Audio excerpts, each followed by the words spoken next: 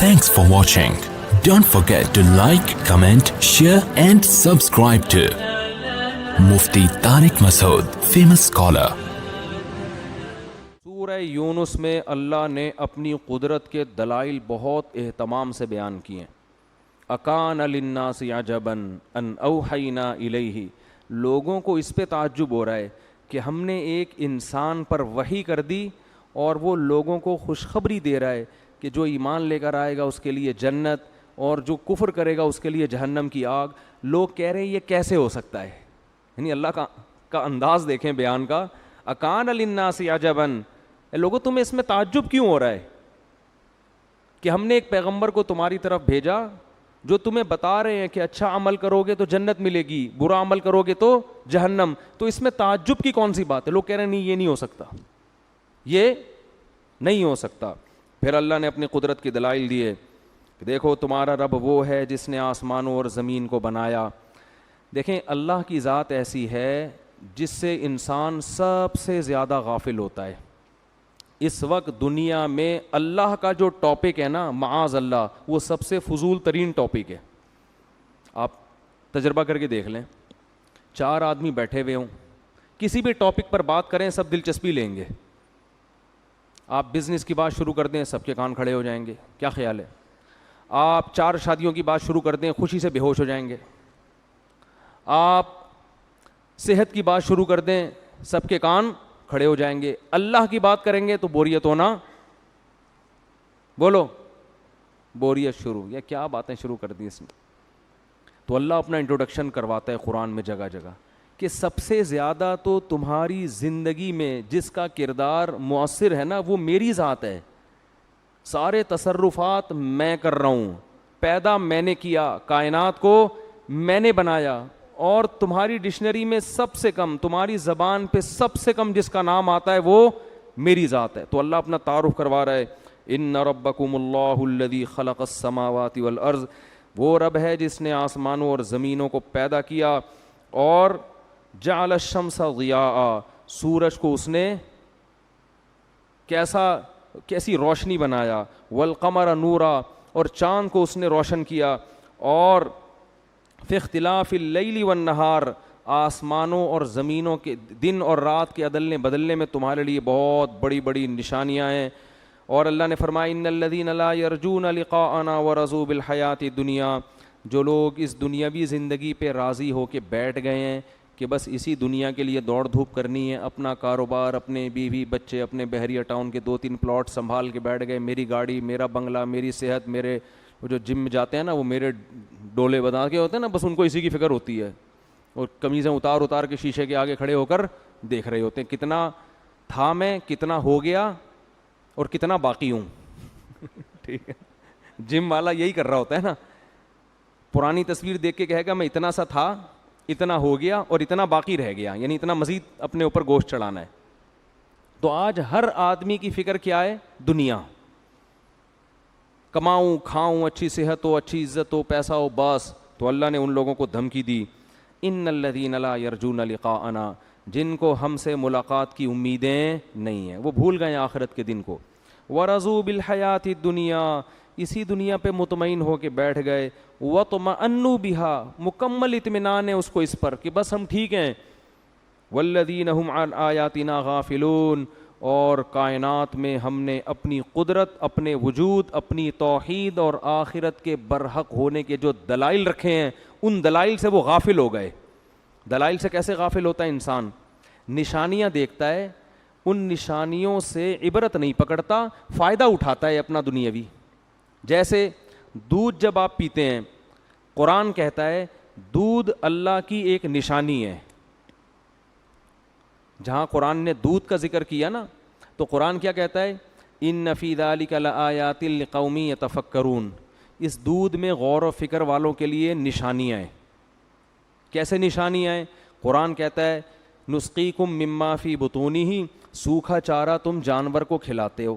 اس سوکھے چارے کو رگڑو, تیل کا ایک قطرہ نظر نہیں آئے گا, لیکن یہ سوکھا چارہ ہم جانور کو کھلاتے ہیں, تھوڑی دیر میں گوبر اور خون کے درمیان سے اسی چارے سے گوبر بن رہا ہے, اسی چارے سے بلڈ بن رہا ہے, اور اسی چارے سے دودھ بن رہا ہے. یہ دودھ اس کے تھنوں میں اتارتے ہیں اور ایسا مزیدار رنگ، ایسا خالصاً کہ اس میں نہ گوبر کی بدبو نہ خون کی بدبو، نہ گوبر کی رنگت اور نہ خون کی رنگت. اور مزہ کیسا؟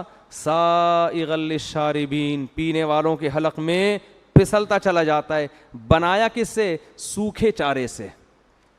کوئی بنا سکتا ہے؟ صبح و شام پی رہے ہیں. تو قرآن کہتا ہے یہ دودھ نشانی ہے ان لوگوں کے لیے جو غور و فکر سے کام لیتے ہیں. اب یہاں سورہ یونس میں قرآن کیا کہہ رہا ہے اس کو سمجھیں. قرآن کہہ رہا ہے جو ہماری نشانیوں سے غافل ہیں. کیا مطلب؟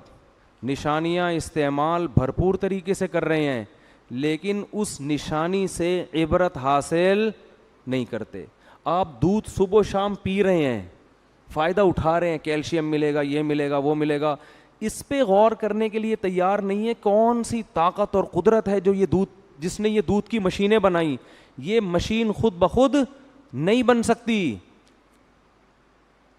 ارے کسی کمپنی میں دودھ پیک ہو کر آتا ہو ڈبے میں، آپ کھول کر پی رہے ہو، کوئی کہے یار یہ کس کمپنی نے پیک کیا، کس نے اس میں ڈالا، آپ کہیں یہ خود بخود ہوا ہے آٹومیٹک، کسی کمپنی نے یہ کام نہیں کیا، مان لو گے؟ بتاؤ کمپنی کا دودھ پیک کر کے ڈبوں میں دکان تک پہنچانا یہ زیادہ عجیب ہے، یا گھاس کھلا کے اس جانور سے خالص دودھ پیدا کرنا یہ اس سے بھی زیادہ عجیب ہے. دودھ کمپنی کا ڈبے میں خود سے پیک نہیں ہو سکتا، یہ سوکھے چارے سے خود سے بن کیسے سکتا ہے؟ اور ایسے بھینس میں پروگرام انسٹال کیسے ہو گئے جو سوکھے چارے سے منو دودھ نکال رہے ہیں باہر؟ اس لیے قرآن کہہ رہا ہے جو عقل سے کام لے گا نا، جو ڈاروین کا اندھا مقلد نہیں ہوگا، جو سائنسدانوں کا اندھا مقلد نہیں ہوگا، عقل سے کام لے گا، اسے دودھ میں خدا کا وجود نظر آئے گا، دودھ میں خدا کا رحمان اور رحیم ہونا نظر آئے گا، دودھ میں خدا کی طاقت اور قدرت کے کرشمے نظر آئیں گے. کیسے سوکھے چارے سے ایسا موٹی ملائی اور دیسی گھی والا چکنا گاڑا دودھ میرا رب چند گھنٹوں میں پیدا کر دیتا ہے. شہد بھی یہی ہے. قرآن کیا کہہ رہا ہے سورہ یونس میں؟ جو لوگ ہماری آیتوں سے غافل ہیں.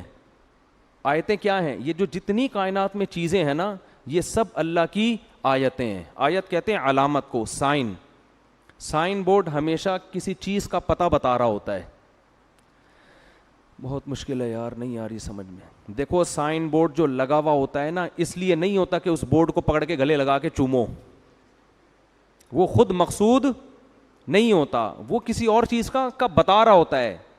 جیسے آپ بائی روڈ سفر کر رہے ہو، اسپیڈ بریکر کا سائن بورڈ لگا ہوا ہے نا، آگے یوں کر کے آ رہا ہوتا ہے نا، کیا خیال ہے؟ تو یہ بتا رہا ہے کہ آگے کیا ہے؟ اسپیڈ بریکر ہے. اپنی رفتار کیا کر لیں؟